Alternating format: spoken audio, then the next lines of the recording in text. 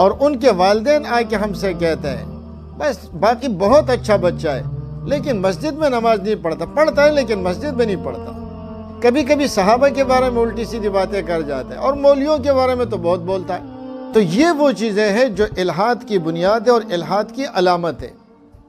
اب ہمیں معلوم ہی نہیں ہوتا اور ادھر سے ہمارے بچے کا ذہن خراب ہو چکا ہوتا ہے، وہ بچہ اپنے والدین سے بھی نہیں پوچھ سکتا، والدین کہیں گے تو کافر ہو گیا، اور مولوی صاحب سے اگر پوچھ لیا تو